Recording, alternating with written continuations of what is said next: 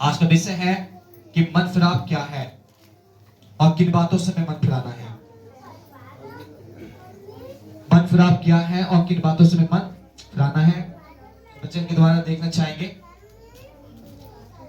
तो इस वचन से आप लोग ध्यान करें, चलिए से मेरे साथ वचन को निकालेंगे। मत्ती की पुस्तक उसका 4 अध्याय और उसकी 17 आयत को निकालेंगे। मत्ती की पुस्तक उसका 4 अध्याय और उसकी 17 आयत को ध्यान से निकालेंगे और इस वचन को बड़े ध्यान से पढ़ेंगे। आज देखिए मन फिराव क्या है और हमारे जीवन में परमेश्वर कैसे कार्य करते हैं, क्योंकि मन फिराव क्या है और हमारा मन कैसे बदल सकता है, इस बात पर विचार करेंगे फिर वो और दो तक चलने चाहिए। जल्दी से निकालें, इस वचन को पढ़ें। उस समय से यीशु ने प्रचार करना और यह कहना आरंभ किया, हाँ, मन फिराओ क्योंकि स्वर्ग का राज्य निकट आया है। पैसे ने उस समय मतलब किस समय की बात है ये उसमें लिखा। उस समय से यीशु मसीह ने वचन का प्रचार करना क्या करा, शुरू किया। और जानते हैं उस समय किस समय की बात, जब यीशु मसीह बपतिस्मा लेने के बाद जो उन्होंने खुद वचन के द्वारा साबित करके दिखलाया, इस संसार में जब मनुष्य के रूप में वो आए थे और आने के बाद उसने 30 साल अपने माता पिताओं के संग रहकर उनके आज्ञाकारी रहे, उनकी हर एक बातों में सहभागी रहे। और उसके बाद जब 30 साल की आयु उनकी उम्र पूरी हुई, उसके बाद वो यूहन्ना बपतिस्मा देने वाले के पास पहुंचे। उन्होंने भी एक अपना उत्तम गुरु बनाया और उसके बाद उन्होंने जानते हुए वहां पर उस यूहन्ना के पास जब पहुंचते हैं, यूहन्ना एक बड़ा वहां बोलता है, हे प्रभु मुझे तेरे हाथ से बपतिस्मा लेने की जरूरत है, मैं तो तेरे पैर के जूते के बंधन खोलने के लायक नहीं हूं, पर तुम मुझसे बपतिस्मा लेने क्यों आया है। यीशु ने एक वर्ड बोला कि अब इस धार्मिकता को ऐसा ही पूरा होने दे, यही उचित है। और उसने उससे बपतिस्मा लिया और बपतिस्मा लेने के बाद मत्ती के पुस्तक 4 अध्याय की पहली आयत को जो पढ़ते इसमें लिखा हुआ है, इब्लिस यानी कि उसमें लिखा है जिसको हम शैतान कहते हैं, वहां लिखा कि आत्मा इब्लिस के पास जंगल में लेके गई था इसकी परीक्षा हो। उस शैतान के पास लेके गई था जिसकी क्या हो, यीशु मसीह की परीक्षाएं हो। और वहां ले जाने के बाद 40 रात और 40 दिन वो उपवासी रहा। पूरी दिन पूरी रात उसने कुछ ना खाया और ना कुछ पिया।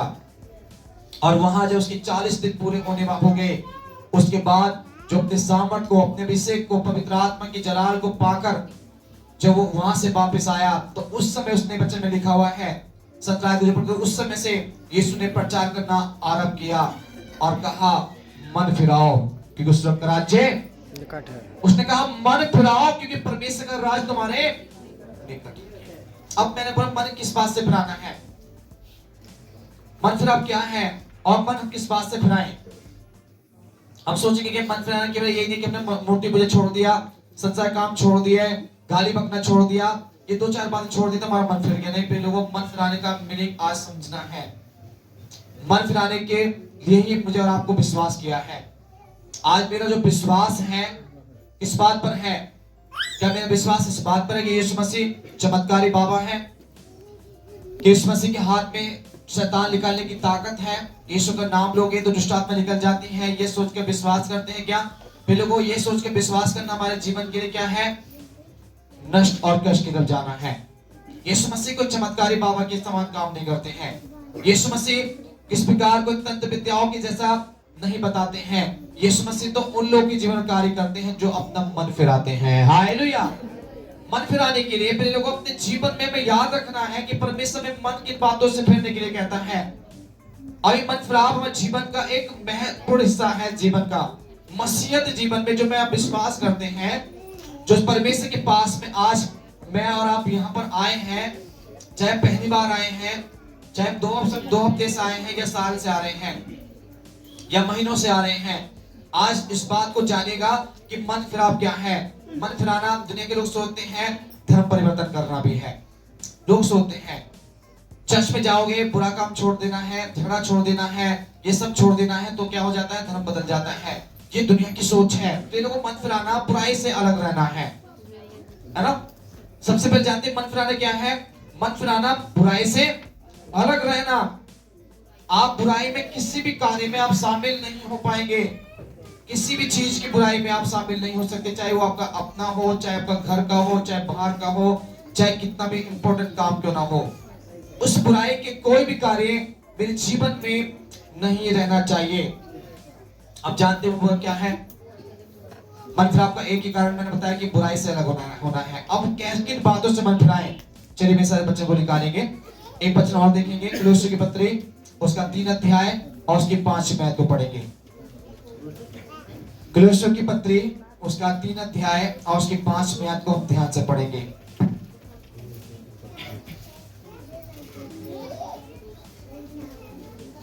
3 अध्याय और उसकी 5 आयत को ध्यान से पढ़ेंगे। इसलिए अपने उन अंगों को मार डालो हाँ, जो पृथ्वी पर है। लोग उसमें एक बात परमेश्वर कहते हैं, मन फिराव क्या है और मन किस बातों से मुझे फिराना है।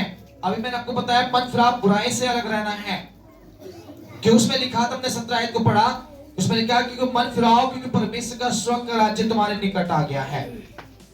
अब मन फिराने का कारण स्वर्ग के राज्य से क्या टच खाता है?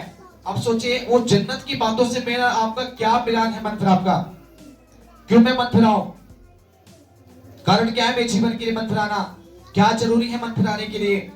क्यों मैं मन फिराऊंगा? किस बात को छोड़ना? इसमें परमेश्वर लोगों इस वचन के द्वारा मैं समझाना चाहता हूं कि इनके पास में लिखा हुआ है, इसलिए अपने उन अंगों को मार डालो जो पृथ्वी पर हैं। आप जिस जमीन पर रहते हैं उसमें से उन अंगों को मारना है। किन अंगों को मारना है? यहाँ एक अंग की बात आ रही है, शरीर की बात आती है। शरीर के द्वारा एक मन फिराव के लिए दुनिया देखती है। बाइबल में लिखा हुआ है, पौलुस कहते हैं तुम जीतते जागते क्या हो? तुम जीतते जागते क्या हो? एक न्यूज़पेपर हो आप, लोग आपको पढ़ते हैं। पौलुस ने कहा कि तुम जीतते जागते परमेश्वर की क्या हो? पत्रियां हो।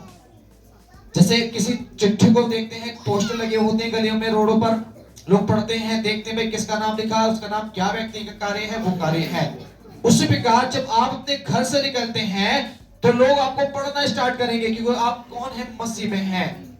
आप किस पे विश्वास करते हैं? मसीह पर। आप किसके लिए मन फिरा रहे हैं? मसीह के लिए। आप बुराई को छोड़कर अच्छाई में चलने के प्रयास कर रहे हैं, तो आपको सबसे पहले अपने जीवन में ध्यान रखना पड़ेगा, मैं एक पत्री हूं। और पत्री का कार्य यहाँ पर मैं से कहता उन अंगों को मार डालो। वो क्या अंग है? सबसे पहले देखिएगा, इसमें लिखा हुआ है, बोलते हैं इसमें क्या लिखा है? अर्थात व्यभिचार। पहला कार्य क्या है इसमें मन फिराव का? किन बातों से मन फिराऊं? आपको पहली बात है कि व्यभिचार से आपको मन फिराना है। अब व्यभिचार क्या है? अब मैंने आपको बताया कि जब आप घर से निकलेंगे तो आप एक पत्री आपको लोग देख के पढ़ते हैं। आप जब कपड़े घर से पहने लोग, भाई लोग याद रखिएगा, आपको स्टार्टिंग में जब घर में खाते पीते और घर में से कपड़े पहन के जब निकलते हैं आप, तो अपने आप को देख लीजिएगा, कोई ऐसे कपड़े तो नहीं पहन रहे हैं जो आपको व्यभिचार की तरफ लेके जाएंगे, है ना? जानते हैं आपके वस्त्र जो हैं वो आपको व्यभिचार में गिराते हैं।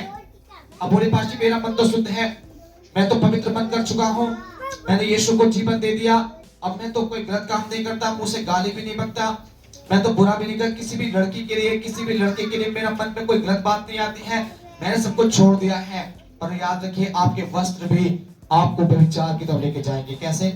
अब समझ लो, आप एक ऐसे जो एक लड़कियां आजकल लड़के देखते हैं जींस की पैंट बड़ी फिटिंग करके, लड़के बड़े फिटिंग वाले कपड़े पहनकर उनका पूरा बॉडी के अंग दिखते हैं और अब घर से बाहर निकल रहे हैं। जानते हैं आदिकाल की लड़कियां कैसे हुआ करती थी? आदिकाल के पुरुष कैसे हुआ करते थे? आपको मालूम है क्या? आदिकाल की बेटियों का और लेडीजों का कोई अंग एक भी बाहर का व्यक्ति देख नहीं सकता है। आपके शरीर का एक भी पार्ट कोई देख नहीं सकता है। शरीर के ऊपर, कपड़े के ऊपर से भी नहीं देख सकता है। उसके कपड़े ही इस प्रकार के होते थे कि उसको पता ही नहीं कि इसमें शरीर है या भी नहीं है। हालेलुया। जानते पूरा फुल टाइप का जो गाउन होता है, इंग्लिश में गाउन कहते हैं, अलग अलग तरीके से उसको भाषा में लोग कहते हैं। उस समय की लेडी से और उस समय के पुरुष भी इस प्रकार के कपड़े को यूज करते थे। बोले पास क्या तुम्हारा भी ऐसे स्टार्ट कर दे क्या? हमें भी कपड़े पहनने पड़ेंगे क्या? अब भी गाउन पहने क्या? हमें नहीं? पहले लोग बाइबल इस बात को नहीं दर्शा रही, बता रही, पर बताती है कि पहले आदिकाल की स्त्रियां लेडी से जो और वहां के आदिकाल के पुरुष जो हुआ करते थे अपने तन को बड़ा संभाल कर घर से निकलते थे। हालेलुया। ऐसे कपड़े पहनते थे जो सुहावने हो, जो हमारे मन को भावने वाले नहीं, मन तो सुहावने, मतलब जानते हैं लोगों को अच्छे लगने वाले कपड़े हो। बोले जी दुनिया को लगे लगे हमें अच्छा लगना चाहिए। आज के जमाने कैसा है कि दुनिया से क्या मतलब, अरे वो थोड़े ना दिलवा रहे, पैसे तो हम खर्च कर रहे हैं भैया, हमें पहनना है, हमें कोई दिक्कत नहीं है। आज जानते हैं जो आप घर से निकलते, मैंने आपको आप जीपती जागती पत्ते लोग पढ़ेंगे पहुंच जा रही है। जो हम समझ गए कोई लड़की का एक कपड़ा यहाँ से फटा हुआ हो, लड़के का घोंटे में से फटा हो, यहाँ से फटा हो, उसके बाल लड़कों के यहाँ से ऊपर हो और लड़की के बाल भी अलग तरीके से हो, तो लोग क्या बोलेंगे, ये कौन जा रहे हैं, बोलेंगे मस्सी लोग हैं लोग। पड़ोसी क्या बोले, चर्च में जाते हैं लोग, चर्च में जाते हैं। ये कैसे विश्वासी है भाई। एक समझदार व्यक्ति जो मैच्योर्ड होगा, जो समझदार होगा, वो पूछेगा ये चर्च के लोग हैं क्या? हाँ, इनका स्टाइल तो नहीं बता, इनका पहनना ओढ़ना तो नहीं बता, इनके यहाँ से तो फटे हुए लड़कियों के होते हैं। आजकल लड़कियां पूरा शरीर दिखला देती हैं। मेरे प्रिय लोगों बहनों बुरा मत मानिएगा, मैं आपको सच बताना चाहता हूँ कि दुनिया में ऐसा चल रहा है। इसके लिए हमारा परमेश्वर के ग्रंथ जो बाइबल है या कोई भी ग्रंथ है, दुनिया अठौटी नहीं देती ऐसे वस्त्र पहनने के लिए। यहां परमेश्वर बोलता है इसलिए उन अंगों को मार डालो। जानते हैं अपने फोनों पर स्टिकर लगाते हैं, दुनिया देखती है। क्या देखते हैं आप लोगों को? आप फेसबुक पे लोग डाल देते हैं, दुनिया देखती है। आप गले में चुन्नी नहीं रखते, सिर पर दुपट्टा नहीं रखते। भाई लोग भी क्या करते हैं, स्टाइल में जाते हैं, पूरा शरीर का पार्ट दिखाते हैं, उससे से व्यभिचार होता है। आप व्यभिचार नहीं कर रहे पर अपने बॉडी से व्यभिचार करवा रहे हैं। हालेलुया। आप नहीं कर रहे व्यभिचार, में जानते हो क्या व्यभिचार ही नहीं है, पर अपने शरीर से क्या कर रहे हैं हम लोग, व्यभिचार करवा रहे हैं दूसरे व्यक्ति को। दूसरे कोई लड़का देखेगा तो लड़की को बोले यार बड़ी स्मार्ट लड़की है। कोई लड़की को देखेगा तो लड़के, कोई लड़की लड़के को देखेगी क्या स्टाइल, लड़की को देखेगा क्या लुक। तो ऐसे सोचे क्या बोलते हैं, अच्छा मैं आपको रियली बता रहा हूं, हंसने की बात नहीं है, रियली ये व्यभिचार है। और इस व्यभिचार को परमेश्वर ने क्या कर दिया, आज से 2022 साल पहले जब यीशु मसीह दुनिया में आए, उसने वचन सुनाया। व्यभिचार बोल, उसमें लिखा था कि आदिकाल में लोगों ने कहा व्यभिचार करने वाले व्यक्ति पापी हैं और उसको मार दिया जाता था। और यीशु मसीह कहते हैं व्यभिचार करना पाप ही नहीं, व्यभिचार मन में सोचना भी पाप है। हालेलुया। व्यभिचार करना पाप नहीं बोलना परमेश्वर ने, वो पाप ही नहीं है। करने की तो बहुत दूर बात है प्रिय लोगों। अगर मन में सोच भी लिया कि लड़की के बारे में, बहन कितनी सुंदर लग रही है, मुझे शायद से मेरी शादी हो जाती, शायद भाई से मेरा विवाह हो जाता, शायद ये मेरी गर्लफ्रेंड बन जाए, शायद मेरी बॉयफ्रेंड बन जाए, शायद मेरे संग इसके तक कुछ बंधन हो जाए तो मेरे लिए बहुत अच्छा होगा। ये सोचने से भी आपने इसको कहा भी नहीं है, अपने आंखों से देखा, मन में सोचा, पाप कर चुके हैं आप बहुत बड़े गुनाहगार हो चुके हैं। अगर आपकी निगाहें ठीक नहीं है तो खुदा आपके अंदर की निगाह को जानता है। क्या खुदा की निगाह हमारे पर नहीं? क्योंकि कह सकता है खुदा की निगाह से बच सकता है जब यहाँ सीसीटीवी कैमरे की निगरानी में आप लोग बैठे हुए हैं तो ये सारा कैच हो रहा है ना।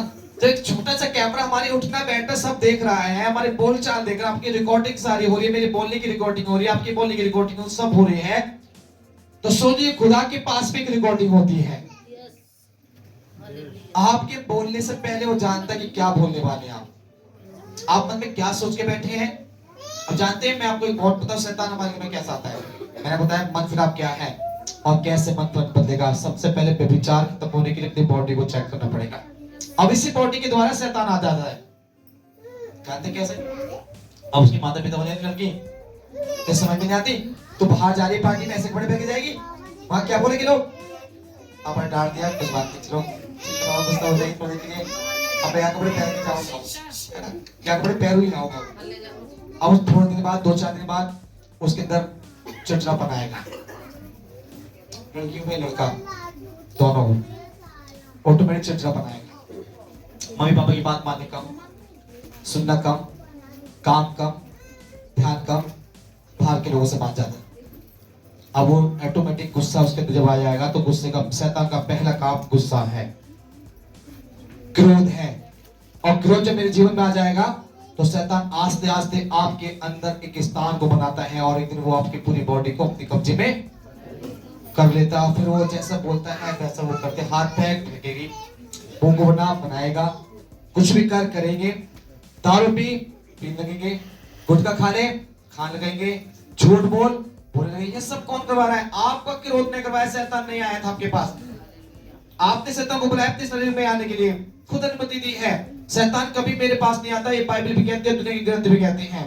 शैतान की औकात नहीं वो मुझको छू ले, उसकी कोई हिम्मत ही नहीं है जो खुदा के बनाए हुए लोगों को छूने वाला हो जाए।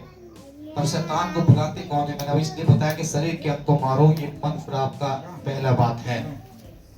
कैसे मन, किस बातों से मन फिराना है? व्यभिचार से मन फिराना है। आज व्यभिचार बहुत कर रहे हैं, इतने व्यभिचारी लोग दुनिया के अंदर हैं। वो अपने आप को धर्मी तो बनाते हैं, धर्मी तो बोलते हैं, मसीह यीशु के जन तो बोलते हैं, प्रभु के सेवक तो बोलते हैं, पर है नहीं। आज किसी की दृष्टि को उठा के देख लीजिएगा, आज पवित्रता के अंदर 1% लोग दिखाई देंगे, 99% आज धर्मी लोग पाप में गिरे हुए हैं। धर्मी लोग जो अपने को बड़े धर्मी मानते हैं, जिनको शास्त्री और फरीसी कहा जाता है, बड़ी बड़ी बात बोलने वाले कहा जाता है, वो सब कहां गिरे हुए हैं आज के जमाने में? पाप के अंदर। जाके देखिए हिस्ट्री को, आज बहन बेटियों पर शैतान खेल रहा है, उनके अंदर अगर उनकी हिस्ट्री उठा के देखेंगे पीछे बैकग्राउंड को, तो मन में क्रोध, विरोध, ईर्ष्या, घमंड, व्यभिचार है। चाहे बेटी हो चाहे बेटा, आज जमाने में इस प्रकार की प्रॉब्लम है ज्यादा। अब तंत्र विद्याएं, मंत्र विद्याएं कैसे में जीवन चल जाती है। लोग सोचते हैं कि तंत्र कर दिया गया था इसलिए हो गया, किसने करवा दिया इसलिए हो गया, करवाना धरवाना मेरी जबान अपना अपने हो सकता है, वो मैं खुद बुला रहा हूं। स्वभाव ठीक नहीं है, अंग आपके बना प्रकार पारे नहीं है, आप ईश्वर की तरफ अपने मन को नहीं फेर पा रहे हैं, बुराई में मन लगाया हुआ है। मन फिर आपका पहला कारण बताया कि बुराई से अलग होना, दूसरा मतलब किन बातों से फिराना है, पहला मतलब व्यभिचार से फिराना है।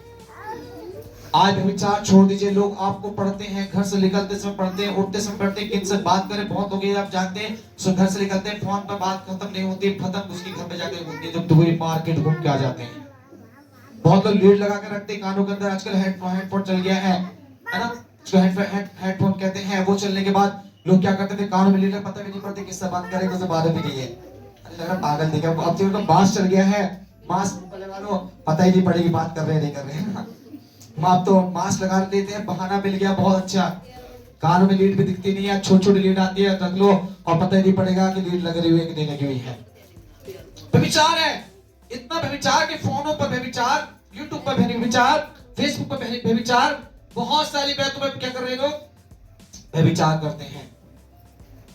बहुत सारी बातों पर व्यभिचार हो रहा है। और व्यभिचार को वो लोग क्या सोचते हैं, कुछ नहीं है। आपने क्या गलत बोल दिया? अरे कपड़े पहनने से कोई व्यभिचार होता है पास्टर जी? तो गलत बात बोल दिया, आप मुझे समझ से बाहर बात है ना। अब लड़कियां तो मेकअप करके जाए तो व्यभिचार कैसे हो सकता है? मैं तो किसी से बोल लीजिए कि मुझे देखो, मैं तो किसी से बोल रही कि मैं आप मेरे शरीर को देखो, मैं तो अपने शरीर को अपने आप लेके जा रही हूँ, किसी मतलब नहीं है।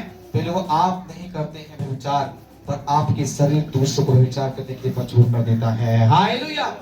आपका स्वभाव आपको जता देता है कि मैं व्यभिचार नहीं हूं, पर आपकी बनावट, आपकी लुकिंग लोग व्यभिचार करने की मोहताज कर देती है। नहीं करता क्या? समझ में आ रहा क्या मतलब? नहीं आ रहा?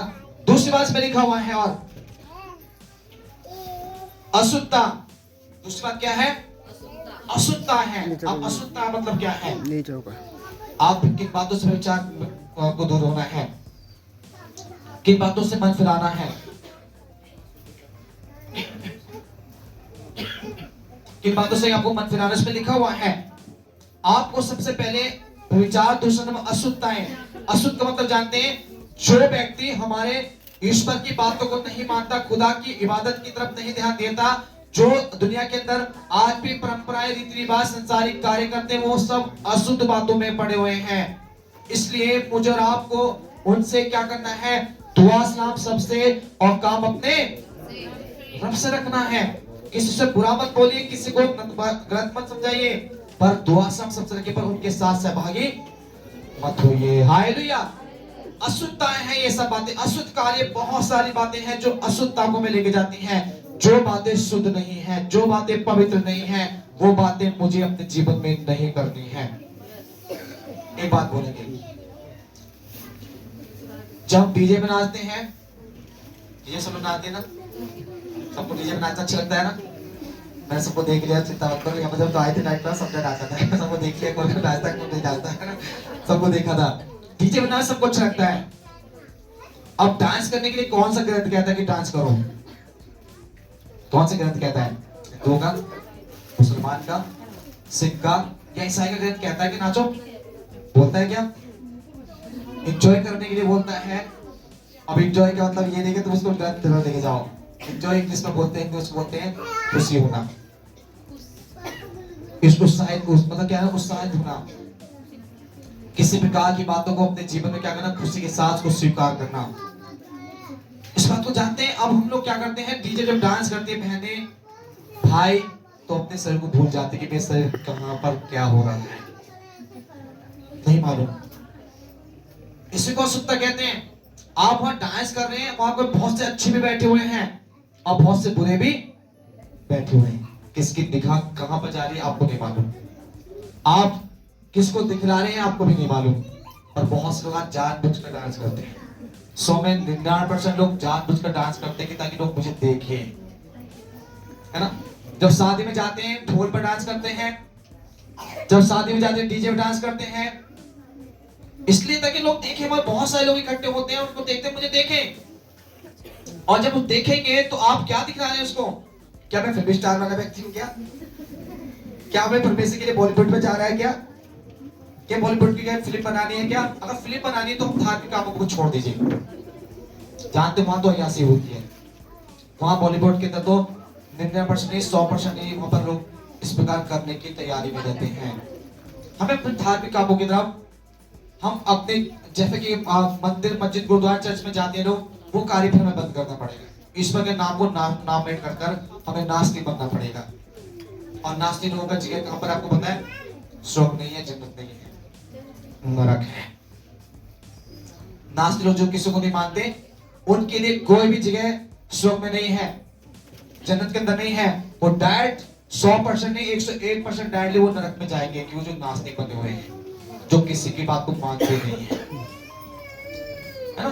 तो इसलिए पहले लोगों वहां में डांस दिखाया, तो वहां अशुद्धता हमारी अंदर आ रही है, अशुद्ध बातें दिख रही है। इसलिए उन्होंने कहा कि शरीर के, पृथ्वी के शरीर के अंगों क्या करो, मार डालो। आज आपको मारना इन बातों को, व्यभिचार अपने जीवन से निकाल के फेंकना। ऐसे वस्त्र मत पहनिए ताकि लोग देखकर आपको उस प्रकार की अश्लील बातें आपके अंदर पैदा हो। ऐसे अपने आप को दिखलाइए मत, सिंपल रहिए, सादा रहिए। आप सिंपल सादा बन के देखिए, कितने सुहावने, कितने अच्छी पर्सनालिटी आपकी दिखेगी। अब अपने मिसेज को कभी आप लोगों के सामने खड़ा करूंगा स्टेज पर, दिखाऊंगा द्वारा, मेरी मिसेज बिल्कुल सिंपल रहती है। मैं पहले अपने जीवन करता हूँ तब लोगों को बताता हूँ। मेरी मिसेज से पांव तक कुछ नहीं लगाती, लिपस्टिक तक नहीं लगाती, काजल तक नहीं लगाती, नखूनी नहीं लगाती, हाथ में पैर में कुछ चूड़ी या कुछ बिछुआ, कुछ कान में नाक में कुछ नहीं पहनती। बोले पाशी आपके पास होगा ही तो काते पहनाओगे, है ना। ये बोलने चाह रहे हो कि मैंने सोचा पहले लोगों मेरे पास सब कुछ है, ऑल टोटल जो लेडीज का श्रृंगार का सामान होता है टोटल है, बट नहीं पहनती। मैंने नहीं मना करा, खुदा के रूह ने उसको आके बोला कि तुझे नहीं पहनना है। हालेलुया। उन्हें सब अपने खुदा के रूह के द्वारा, पवित्र आत्मा के अगुवाई के द्वारा छोड़ दीजिए। कम से 2 से लेकर 3 लाख तक का जेवर उसके पास में होगा, मुझे नहीं मालूम। मैं जब से शादी से आई मैंने एक बार उसको देखा नहीं है, कहां पर रखा हुआ है, नहीं रखा हुआ है, कैसा है, कहां पर है। 10 साल हो गया। बट मैं लोग इसलिए आपको बताना चाह रहा हूं कि क्या मेरी मिसेज देखने में मेरे साथ अच्छी नहीं लगती होगी? मुझे बहुत पसंद करता हूँ, ठीक है, लगती है, अच्छी लगती है। सिंपल कपड़े पहनती है, वो कटिंग वटिंग वाले कपड़े कभी नहीं पहनती, फिटिंग वाले स्लैक्स तक भी नहीं पहनती। चर्च के अंदर भी कभी स्लैक्स पहन के नहीं आएगी। जींस पहनना पसंद ही नहीं है उसको मेरे साथ में, और ना पहनने के लिए मैं उसको अभी अनुमति देता हूँ। मेरी बेटी सही आप लोग के साथ में है, जब वो 10 साल की हो जाएगी, जींस की बात तो बहुत, उसको फिटिंग वाले कपड़े भी नहीं पहनेगी, इस चर्च में रहेगी। आप लोग के सामने देख लेंगे, 7 साल की होने वाली अक्टूबर में, 3-4 साल बाद वो 10 साल की हो जाएगी, और एक भी वस्त्र ऐसे नहीं पहनेगी जो हमें और हमारे परमेश्वर को अच्छा ना लगे। क्यों? हम अपने बच्चों को जो सिखाएंगे जिसमें है मेरा आप, जब भी तो मन फिरेगा। लोग मेरे परिवार को देखते हैं तो पड़ोसी बोलते हैं कि बस सच में ये लोग मसीह के मसीह हैं। अब जब हमारा उठना बैठना पहनना ओढ़ना ठीक नहीं रहा, तो मन को कौन देख रहा है आपके अंदर? तो देखने आ रहा मन को?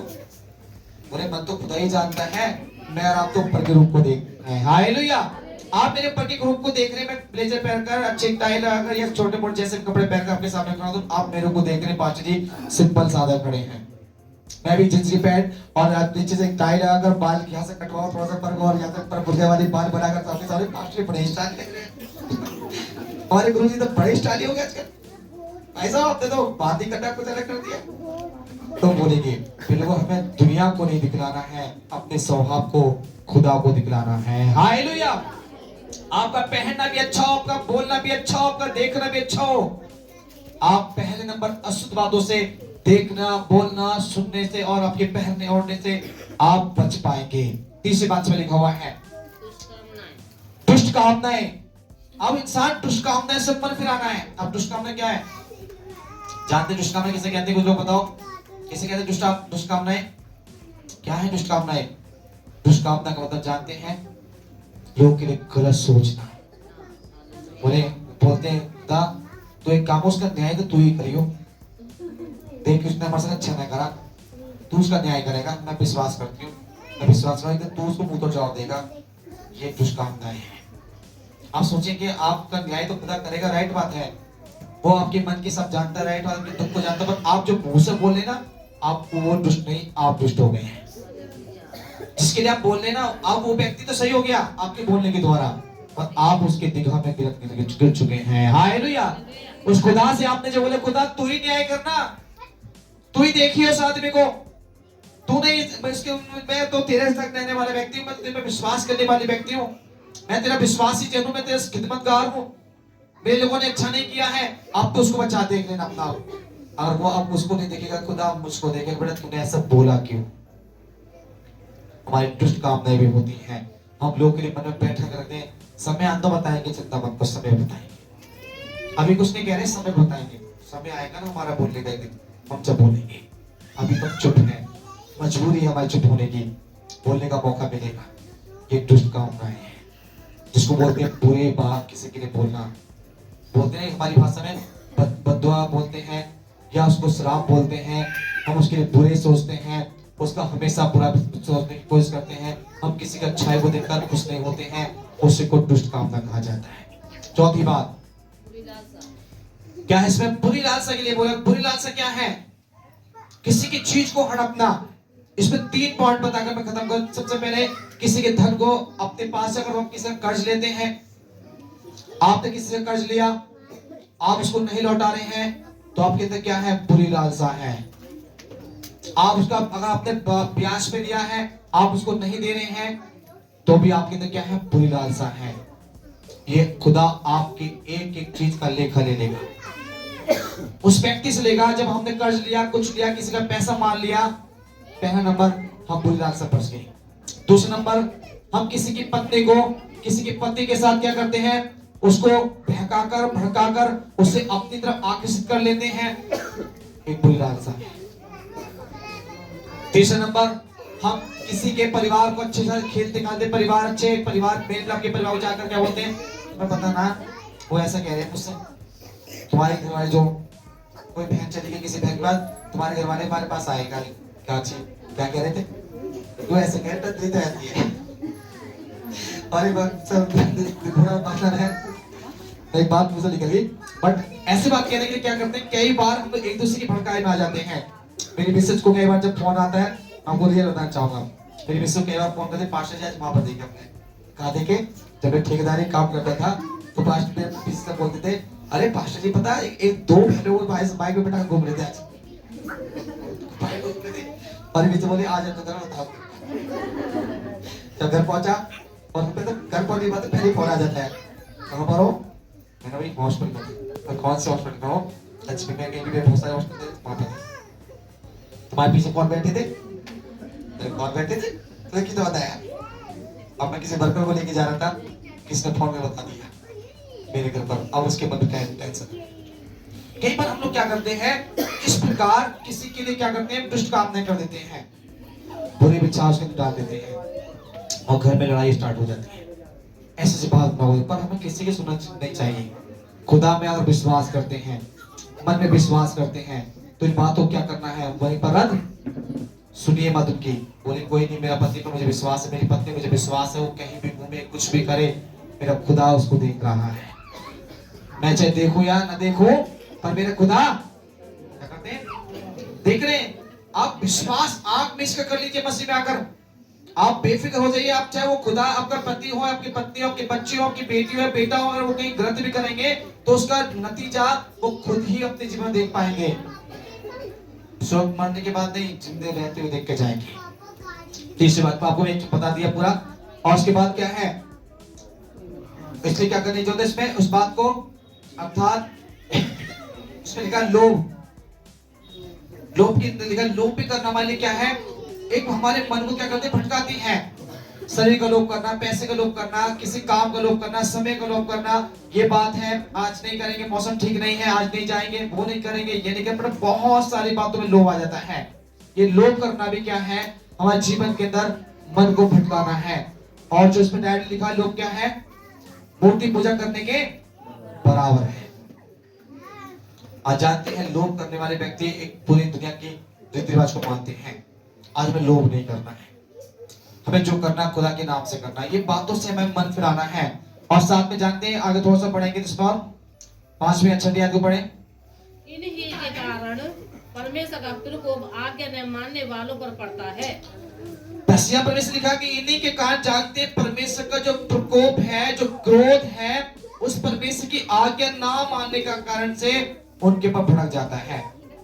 हम बोलते हैं पता नहीं हमारे तरफ पता नहीं बीमारी बन गई पास्टर जी, हम तो मसीह में आने के बाद भी ठीक ना है, क्या करें। मेरा बेटा आजकल मेरी बात को नहीं सुनता, क्या करें। मेरी बेटी मेरी बात को सुन समझती नहीं, क्या करें। वो तो प्रार्थना की तो बात दूर, वो तो फोन में लगी रहती है। तो दिन भर भाई घूमता रहता है, लड़का मेरे क्या करूं, क्योंकि ये गलती आपने की है। और यहाँ लिखा हुआ है आपने खुदा की आज्ञा को पूरा नहीं किया। उसकी पहला वचन था, यीशु मसीह ने कहा था मन फिराओ, कि परमेश्वर का राज तुम्हारे निकट है। खुदा की रहमत के बारे में परमेश्वर बताया था वहां पर। यीशु मसीह ने कहा वो खुदा की जन्नत का एक राज्य का रास्ता तुम्हारे लिए खुल गया है जब आप मन फिराएंगे। तो अगर आप मन ना फिराओ, आप उसकी बात को ना मानो, तो शीघ्र ही आप नष्ट होने लगोगे। मतलब जल्दी ही आप पर परेशानियां आनी स्टार्ट होंगी। ये उसका चिन्ह भी है, यहाँ लिखा हुआ भी है। उसका क्रोध भड़कता है, उसका विरोध हमारे पर होता है, उसकी आज्ञा न मानने वालों के जीवन में। जब उसी में नहीं थे तो हमारे जीवन क्या होता है। 7वें 8वें अध्याय को पढ़ें। और जब उनकी बुराइयों में जीवन व्यतीत करते थे, हाँ, इन्हीं के अनुसार चलते थे। इसमें लिखा जब तुम मसीह में विश्वास नहीं करते थे, जब तुम्हारा जीवन मसीह में विश्वास योग्य नहीं था, और जब आपने मन नहीं फेरा था, और जब आपके जीवन में दुनिया की बातें थी, तो आप भी, इसमें लिखा कि तुम भी इनके अनुसार चलते थे। क्या नहीं करते थे। आज बोले पास अब तुमने बहुत कुछ छोड़ दिया है। क्या पहले हमारा जीवन ऐसा नहीं था? ऐसे था। हम व्यभिचारी थे, है ना। हम क्या थे? व्यभिचारी थे, इसमें लिखा हुआ है। और हम क्या थे? हम अशुद्ध काम न करने वाले लोग थे, हम दुष्ट काम न करने वाले लोग थे, हम बुरे लालसा रखने वाले लोग थे, लोभ और मूर्ति पूजा करने वाले लोग थे। हमारे अंदर कुछ भी अच्छाई नहीं थी। हम सब एक पाप से लदे हुए लोग थे। और इसमें लिखा है 7वें में कि तुम इस बुराई के अनुसार क्या करते थे, इन्हीं के अनुसार चलते भी थे।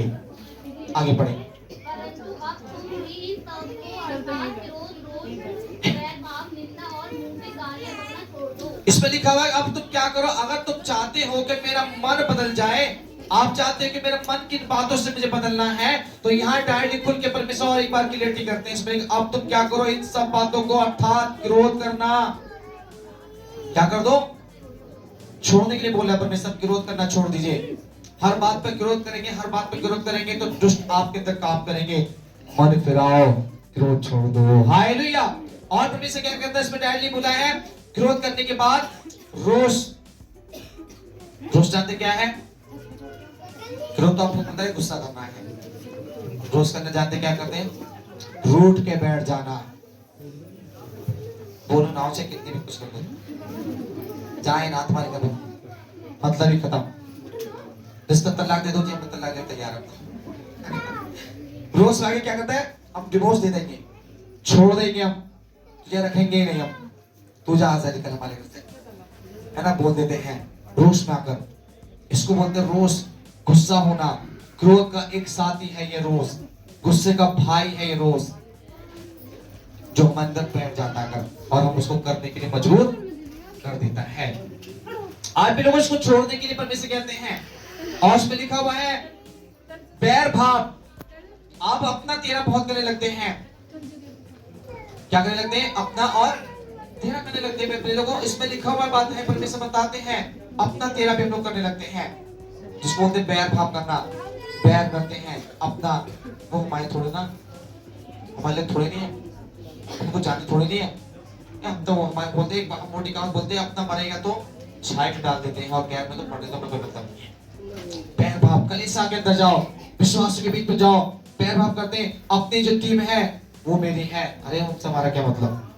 जानते हो, कोई पास्टर बाहर से आता है, अरे उसको वहीं बैठो, वहीं बैठो, कोई नहीं, इधर आने की जरूरत नहीं है।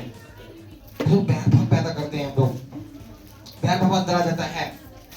हम अपने जाति, भाई, परिवार, मोहल्ले में लोगों के बीच में क्या करते हैं? बैर भाव करते हैं। हम बोलते हैं तो मसीह बन गए जी, हमने तो अपना चर्च में जीवन दे दिया है, अब हमारा तुम्हारा कोई मतलब नहीं है। ऐसा नहीं बोलेगा, चाहे वो विश्वास में आए या ना आए, आपको ऐसा नहीं बोलना है। आप उसके साथ मसीह का प्रेम दिखलाना है। हालेलुया, खुदा का प्रेम उनके अंदर दिखलाना है, तो आपके लिए परमेश्वर कार्य करेंगे। और खुदा का प्रेम आपके अंदर नहीं है तो आप नष्ट और कष्ट में जा रहे हैं। बैर भाव आपको कहां लेके जाएगा? कष्ट में। इसलिए इन बातों से मन फिराना है। जो आज अपने परिवारों के साथ, संबंधियों के साथ, दोस्तों के साथ, मित्रों के साथ, परिवार के साथ, अपने मोहल्ले, अपने कॉलोनी के लोगों के साथ, अपने मिलने जुलने वर्ग में जो कार्य करने वाले लोगों के साथ में आज भी बैर भाव बनाए हुए हैं। अपना तेरा, छोटा बड़ा पर्सनालिटी को देखकर बात करते हैं, मुंह देखी बात करते हैं।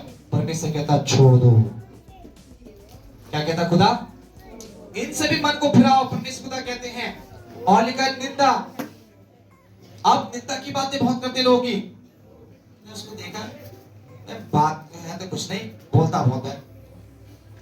अरे ऐसे तो मेरे पीछे 50 लगे रहे, 365 लोग मेरे पीछे रात में फोन कर रहे हैं ऐसे तो। अरे ना, तुम सबको मतलब नहीं है उसमें, छोड़ दीजिए इसे।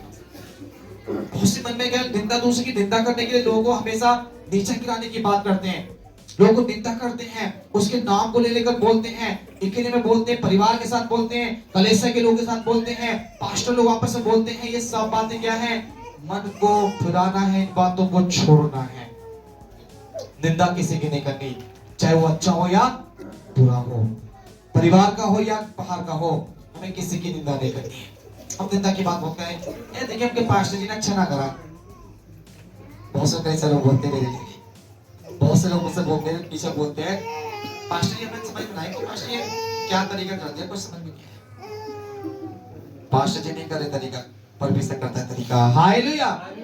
कलीसिया एक घर है, परिवार है, आपस में बहन और भाई का संबंध है हमारा। एक रिश्तेदार नहीं है मेरा, एक संबंधी नहीं है मेरा। हम आपस में परमेश्वर के द्वारा जुड़े हुए रियली सच्चे भाई बहन हैं। हालेलुया। खुदा के बेटा और बेटी होने के कारण हम सब आपस में परमेश्वर का पवित्र संबंध जुड़ा है। और जब पवित्र संबंध जुड़ जाए तो हमें एक दूसरे की निंदा ना सुननी है और ना करनी है। जो सुनता भी है वो भी पापी है, और जो करता वो तो है ही। अब कोई मुझे फोन करके बोले, पास्टर जी आपको पता है वो भाई ऐसे बोल रहे हैं हमारे को, यार वो भाई सही नहीं लगे, पास्टर जी उसको चर्च में थोड़ा सा बोलो और इसको निकाल दो बाहर, उसे समझाओ, मेरी तरीका समझ में नहीं आ रहा। तो जानते वो तो बोल रहा, हम क्या कर रहे हैं? हाँ सही कर दो, मैं थोड़ा सोचूंगा, देखूंगा। फिर नहीं, देखना नहीं है, सोचने, खुदा जो करेगा वही होगा। हालेलुया। ये प्रार्थना खुदा से बोले कि पिता वचन में जो लिखा है उसी बात को समझाएंगे, बोलेंगे, करेंगे। खुदा की मर्जी जो होगी वही पूरी होगी। मेरी और आपकी मर्जी कभी पूरी होने वाली नहीं है। मेरा और आपका मन तो खुदा के हाथ में है, जब वो चाहे तो कर सकता है कुछ भी। आज हमें किसी की निंदा करना नहीं चाहिए, सुनना भी नहीं है। इन बातों से ही मन फिराना है। पहले को याद रखिएगा, बाइबल कहती है और परमेश्वर बताता है इस मन की फिराव के बारे में। और क्या करना है? मुंह से गाली बकना छोड़ देना है। आज बहुत बात में लोग पास मुंह पे गाली है, बात बातों में। एक मिनट मोटी सी बात बोलो, आप जब किसी अच्छी पर्सनालिटी लोगों के बीच में बैठो, जो हाई पर्सनालिटी के लोग होते हैं, जिनके पास बोलने का बड़ा लहजा होता है, बैठने का बड़ा सिस्टम होता है, बड़े लोगों के सामने बोले और से बोले, और भाई गाली बक के बात करना, कैसे हो? तो बोले कौन आदमी है? किसने बुलाया आपको? आपके 2 मिनट आपका पानी उतारा, किसने बुलाया आपको? किसने बताया था? सुपरवाइजर से बाहर निकाल दो। अगले की बड़ी प्यार से आया था और मैं कहीं गाली बक गई, ऐसे होता है। अब हाई पर्सनालिटी उस बीच में अगर गाली बकना स्टार्ट हो 2 मिनट में आपको निकाल के बाहर कर देंगे। क्यों? जैसे वो है वैसे ही बात करते हैं। हालेलुया। मैंने पिछले संडे भी आपको बताया था, जैसे आप चाहते हैं वैसे दूसरे साथ करना स्टार्ट करो। आप चाहते हैं कि मेरे लोग इज्जत करें तो मुझे दूसरे की इज्जत करना स्टार्ट करना है। आप चाहते हैं कि लोग मुझे गाली ना बके तो आप भी गाली बकना बंद करो। आप चाहते हैं कि लोग मेरी बुराई ना करें तो आप भी बुराई करना बंद करो। अब लोग जानते हैं बहुत से मसले क्या करते हैं, एक बात और उल्टी ले जाते हैं।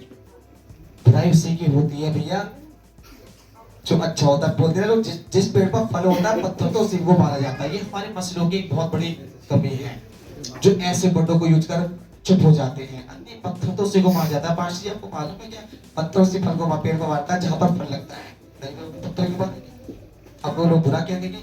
अब रियलिटी में कहीं ना कहीं आपकी बुराई है तो लोग करेंगे बुराई आपकी। अपने तक चेक करो। हर दिन जब प्रार्थना करते हो, घुटना टेकते हो तो मन को चेक करो। इसलिए मैं बोलूं कि मन फिराओ। मन किस बात में? मन फिराना क्या है और किन बातों से मन फिराना है। हर दिन मन फिराना है, एक दिन नहीं। जब तक आप जीते हो, जब तक आपके अंदर सांस है, तब तक आपको मन फिराते रहना है। मत सोचिए कि इस पाशे 32 में लेने मन फिराएंगे, 32 में लेने फिर दोबारा हम तो वही करेंगे। ये मत 32 में लेने के लिए मन फिराने के लिए बोला जाता है हमको। मन फिराए 32 में लेने के लिए या लो या मत लो, परंतु जब तक आप जियोगे तब तक आप मसीह में रहोगे तो आपको मन फिराना ही रहेगा। बदलना होगा। ये मत सोचिए अगर लोग मुझे गलत बोल रहे हैं किसी बात को लेकर तो मुझे उस गलती का एहसास करना है और मुझे मानना और उसको मुझे छोड़ देना है। हालेलुया। ये नहीं बोलना नहीं ना, कहते लोग कह रहे तो कोई बात नहीं, मुझे कोई प्रॉब्लम नहीं है। लोग कहते हैं मुझे कोई दिक्कत नहीं है, मैं किसी बात का जवाब नहीं दे सकता। आप जवाब दो मत दो, खुदा तुम्हारे मन में जवाब दे रहा है। खुदा आपके मन से बोल रहा है कि तू है बेटा इस काबिल। लोग इसलिए आपके लिए बुरा बोल रहे हैं। बदलना है अपने आप को, मन फिराना है इन बातों के लिए, इस सब बात को छोड़ना है तो आप खुदा की मर्जी अपने जीवन में देखोगे। आप फिर उस प्रकार के पेड़ हो जाओगे जो बहते पानी के किनारे लगे जाता है। हालेलुया। और जब बहते के पानी किनारे लगा, जो वो अपनी ऋतु पे फलता है, उसके पत्ते कभी मुरझाते नहीं, वो सूखता नहीं, पतझड़ में भी कोई चिंता उसको नहीं होती। वो पेड़ हमेशा हरा और भरा रहता है क्योंकि वो जल के किनारे लगा हुआ है। और हमारा जल कौन है? यीशु मसीह। हालेलुया। हम जीवन का जल हमारा कौन है? यीशु मसीह है। और उस जल में जब मेरे और आपकी जड़ पहुंच जाएंगी तो सूखने का तो कोई कारण ही नहीं होगा। हालेलुया। कोई मुरझाने की तो बात ही नहीं। मुरझाने मतलब चिंता तो आएंगी नहीं, आएंगी तो पता नहीं पड़ी कब आई और कब चली गई। बीमारी तो आएंगी पर आपको पता नहीं पड़ी बीमारी आई कब निकल गई। शैतान तो आएंगे पर आपको ये नहीं मालूम शैतान मेरे कुछ हानि नहीं कर पाया, निकल गया। सब कुछ आएंगे, दुख भी आएगा, मुसीबत भी आएंगी, चिंता भी आएंगी, समस्या आएंगी, पर आपको मालूम क्या जब पेड़ हवा चलती है, तूफान चलते हैं तो क्या जल के किनारे लगे पेड़ पर हवा नहीं लगती? लगती है ना? उसमें लगती है। तो क्या वो पेड़ हरा हुआ पेड़ जो अगर उसके पत्ते टूट भी जाए, टहनी टूट जाए तो क्या वो मुरझा जाता है? नहीं, वो हरा रहता है। उसकी जड़ जो है बड़ी अच्छी तराई और बड़े पानी के अंदर पाई जाती है। मेरे और आपकी जीवन में कितनी मुसीबत आ जाए, कितना दुख आ जाए, कितना कलेश आ जाए, अगर मेरी परमेश्वर में जड़ मौजूद है आप कभी बदलने वाले नहीं होंगे। हालेलुया। इसलिए लोग याद रखिए, इसमें आज भी बताती है सबको छोड़ देना है और 9वीं आयत तो 10 मिनट पढ़कर जल्दी समाप्त करेंगे। एक दूसरे से झूठ मत बोलो, हाँ। क्योंकि तुमने अपने पुराने मनुष्य को उसके बुरे कार्य सहित त्याग दिया। इसमें लिखा हुआ है कि इसने क्या करना नहीं है, एक दूसरे से झूठ मत बोलो क्योंकि तुमने पुराने मनुष्य को क्या कर दिया, उसके कामों समेत उतार डाला है। दूसरे पे झूठ मत बोले, खास तौर से परमेश्वर आपस में एक दूसरे से बिल्कुल भी झूठ बोले, किसी से भी मत बोलिए। और प्रभु के सेवक से तो बिल्कुल झूठ मत बोलिए। अगर प्रभु के सेवक से झूठ बोलने हैं तो खुदा से झूठ बोलने हैं आप। याद रखिए जितने भी खुदा के जन हैं, जितने सेवक हैं, जितने प्रभु के रसूल, जितने नबी, जितने दुनिया के अंदर प्रभु के कार्य में लगे हुए हैं, अगर उनसे आप झूठ बोलते हैं तो डायरेक्ट आप खुदा से झूठ बोल रहे हैं। याद रखिएगा, उस परमेश्वर से झूठ बोल रहे हैं आप। उसके सेवकारों लोगों से कभी झूठ मत बोलिएगा।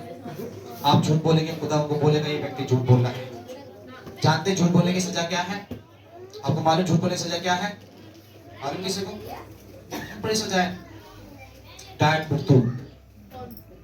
झूठ बोलने वाली सजा डायरेक्ट मृत्यु है। आप बोले पाशी बहुत तुमने कितने सारे झूठ बोले, तो बोले नहीं तुमने कितने झूठ बोलते, कितने अपने परिवार में झूठ बोलते हैं, तो कुछ भी नहीं हुआ। उसकी सजा आज आपको नहीं लग रही है। आप सांस अपने आत्मा मतलब आत्मा में मर चुके हैं। जानते हैं आप कहां से मर चुके हैं? अभी शरीर से नहीं मरे, आत्मा से मरे हुए हैं आप। आप चेक करके देखिएगा अपनी आत्मा को, क्या मैं आत्मा पवित्र हूं?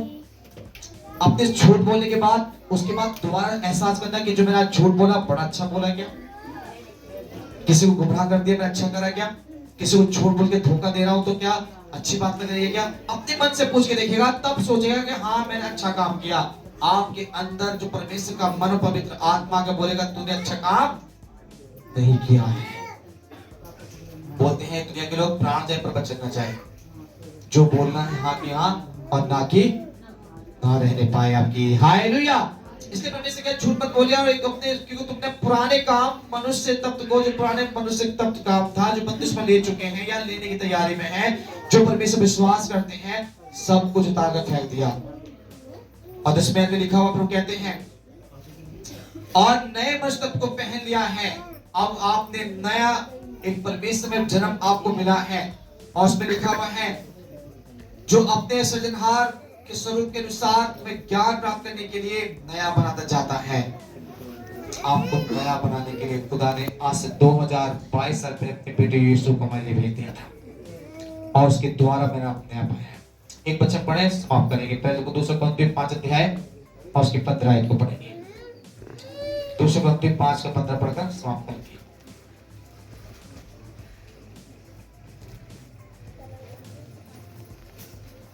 पढ़ें 2 Corinthians 5 का 15। और वह सबके लिए मरा कि वे जो जीवित हैं आगे को अपने लिए नए जिए, परंतु उसके लिए जिए जो उनके लिए मरा और फिर जी उठा। एक बार दोबारा पढ़ें सही से। और वह सबके लिए मरा कि वे जो जीवित हैं आगे को अपने लिए नए जिए, परंतु उसके लिए जिए जो उसके लिए मरा और फिर जी उठा। लोग उस वचन में लिखा हुआ है कि आप इस बात को नित्य है आपको पक्का करा जाता है कि जो सबके लिए मरा। कौन मरा सबके लिए? यीशु मसीह। क्या कोई अपने भाई के लिए प्राण देने को तैयार नहीं है आज के दौर में? कोई भी मैं बोलूं, मुझसे कोई आगे बोले कि पाशा जी आप मेरी जान दे सकते, मैं बोलूंगा भैया सॉरी मैं आपकी जान क्यों दूंगा? मेरा क्या बताओ से इतना रिश्ता कि आप पवित्र भाई बहन हो, मैं जान नहीं दूंगा, पर मेरे और आपके लिए इतने व्यक्ति ने जान दिया है ना। इस मन फिराने के लिए, हम सबके मन को पवित्र करने के लिए, हमें पाप से निकालने के लिए, इन सारी बुराई को छोड़ने के लिए, उस खुदा के कलाम को जब मैंने आप देखते इसमें लिखा हुआ है, इसकी 15 आयत में कहते हैं कि जो हमारे नित्य हमारे लिए मारा गया और जो जीवित भी हुआ, आगे से हम उसके लिए क्या नहीं है, याद कि हम आगे से हम उसके लिए क्या करते हैं, मरे हुए नहीं, हम उसमें जी चुके हैं। आगे से हम किसी संसार के लिए जीवित नहीं है। जो मेरे लिए मारा गया, मेरे लिए परमेश्वर मसीह दुनिया में आए, मेरे लिए जिए, मेरे मारे गए, गाड़े गए और मुर्दे तीसरे दिन जी उठे और उसने कहा वायदा किया है मैं तुम्हारे फिर आऊंगा तुम्हें लेने के लिए। आज भी लोग यहाँ पर सताता है जो उसने मेरे दुख को उठाया, बड़ी समस्या वो झेल कर मुझे जीवन दे के गया और मेरे मन फिराने के लिए उसने अपने आप को समर्पण कर दिया। आज कहते हैं कि मुझे जो जीना है संसार में, आगे से अपने लिए नहीं जीना है, परिवार के लिए नहीं जीना है, संसार के लिए नहीं जीना है, जो मसीह में मरने के बाद जी उठा है उसके लिए जीना है। हालेलुया। उसके लिए जीना है मुझे आपको, मसीह यीशु के लिए जीना। संसार में याद रखिए हमारे जीवन के अंदर अगर अपने जीना है तो अपने संसार में शरीर को लेकर रहना है, तो इस शरीर के अंदर इस बात को याद रखिए अब से मसीह मेरा शरीर जो मर चुका है पुराने कामों के लिए, पुराने विचारों के लिए, पुराने स्वभाव के लिए, अब जो मैं जीवित हूँ, नया स्वभाव मुझे मिला है। मैंने अभी आपको बताया फिलिप्पी 3 में आपको पढ़ के सिखाया 10 आयत में, अब तुमने क्या अपने पुराने कामों को अपने सभी का उतार कर दिया है, उतार डाला है और अपने सृजनहार के स्वरूप में उस परमेश्वर ने आपको नया आपको सृष्टि किया है। एक नया शरीर आपको मिला है, एक नई आत्मा आपको मिली है, नए स्वभाव आपको मिला है। और जब सब कुछ आपको नया मिल गया है तो खुदा यहाँ बताते हैं कि मुझे जीना भी उसी के लिए जिसने मुझे नया किया है, मुझे मरना भी उसी के लिए जिसने मुझे सब कुछ किया है। अब किसी इंसान के लिए नहीं जीना है मुझे, आपको किसी मनुष्य के लिए मुझे नहीं रहना है इस संसार के अंदर, मुझे सब कुछ उस मसीह यीशु के लिए जीना है। इन्हीं बातों का मतलब है जो आज मेरा वचन का प्रचार का विषय था कि मन प्राप्त क्या है और मुझे किन बातों से मन फिराना है। मन फिराव बुराई से अलग रहना है।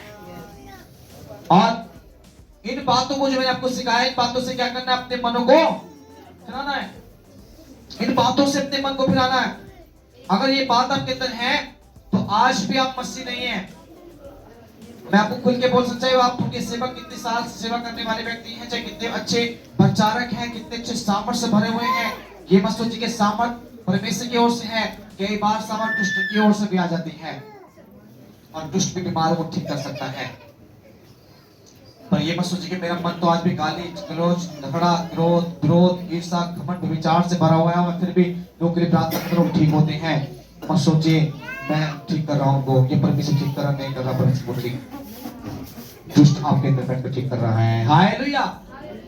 हम पवित्र आत्मा में रहकर सोचते हैं, उपवास रख रहे हैं, हमारा मन तो अभी भी बुराई में उपवास रख रहे हैं। हम लोग 40 दिन का उपवास, 20 दिन का उपवास, 21 दिन का उपवास, 11 दिन का उपवास, या मैं कर चुका हूँ, उस उपवास में कुछ नहीं प्राप्त किया, तो इसका मतलब है कि आज आप मन फिराए व्यक्ति नहीं है। आपको मन फिराना है बुराई से, आपको मन फिराना है दुनिया की तमाम बातों से जो मैंने आज आपको बताया है।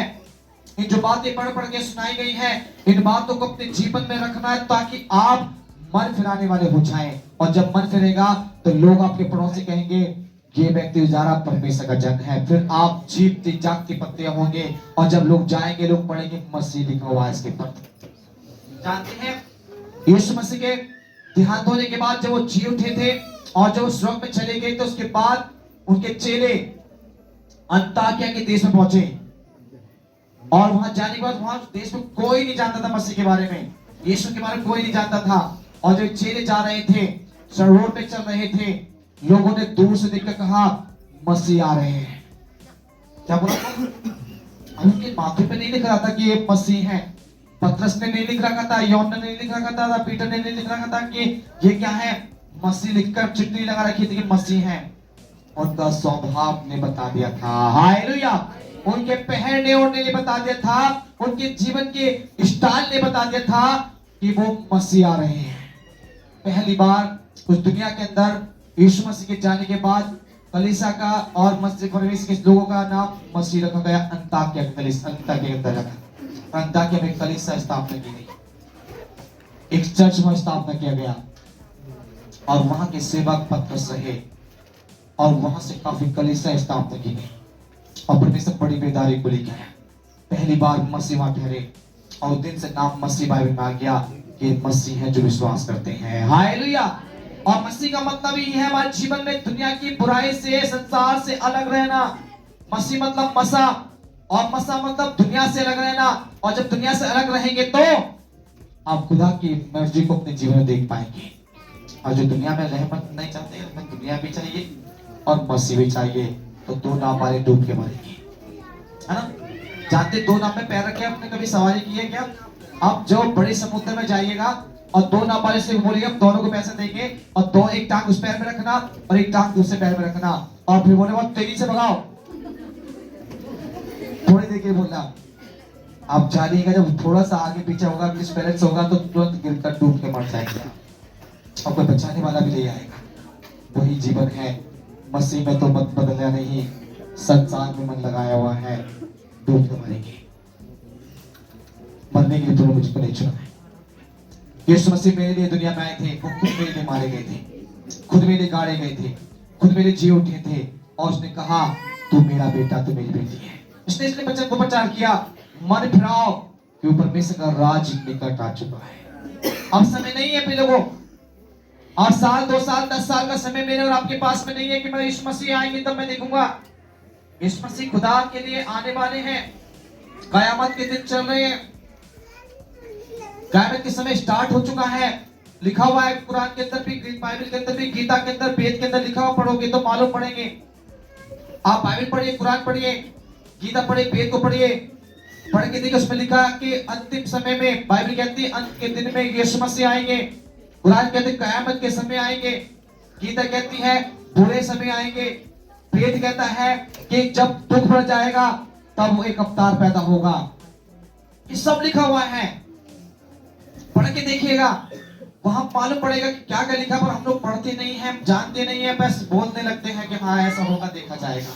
आज मन फिराने की बात है तो खुदा की मर्जी है कि मुझे मन फिराना है। मन फिराओ, पीछे में लिखा हुआ है जो मन फिराएगा वो बचाया जाएगा, जो नाम मन फिराए वो नष्ट किया जाएगा। तो ये कहते हैं अंत का समय हमारे मन पे डिपेंड है, हमारे शरीर पे डिपेंड नहीं है। मेरा शरीर कुछ भी काबिल नहीं है, मेरा आपका शरीर तो तब तक ही का मान लीजिए जब तक इसमें परमेश्वर की आत्मा है, और जिस दिन आत्मा आपके अंदर से ले ली जाएगी आप मिट्टी में मिल जाएंगे और किसी काबिल नहीं रह पाएंगे। पहले वो ये बच्चा ने आपको ये सिखाने के प्रयास किया, तो आत्मा ने मुझे बताया कि इस बच्चे को सिखाने के लिए आज आपको समझाया गया है। इस बात को जब ध्यान से सुनेंगे आप अपने मन फिराव के बाद सोचेंगे कि मैंने किस बात में मुझे मन फिराना है, मन फिराना क्या है और किन बातों से मुझे मन फिराना है। आज मैंने आपको बताया है इस विषय के ऊपर, आप ध्यान दीजिएगा। आप लोग उपवास करने पाए इस विषय के साथ। सभी को जय मसीह।